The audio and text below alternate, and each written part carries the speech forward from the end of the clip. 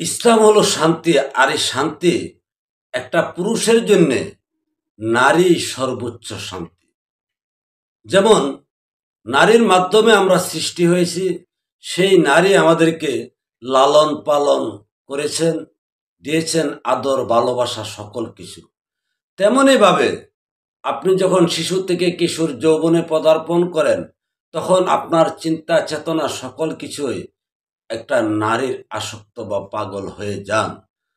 পাগল হয়ে আবার একটা নারীর সান্নিধ্যে যান, অর্থাৎ বিয়ে করেন।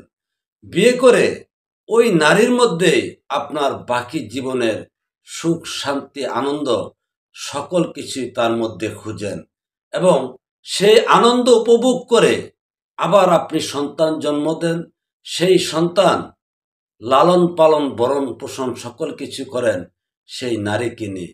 যেমন জীবনের শুরুতে মায়ের পায়ের নিচে সন্তানের বেহেস, এই কথাটা বলার কারণ হলো কারণ মার কাছ থেকে সর্বোচ্চ, অর্থাৎ নারীর কাছ থেকে পুরুষরা সর্বোচ্চ শান্তি লাভ করে। তো সুতরাং সর্বোচ্চ ইসলাম বা শান্তি পুরুষের জন্য একজন নারী।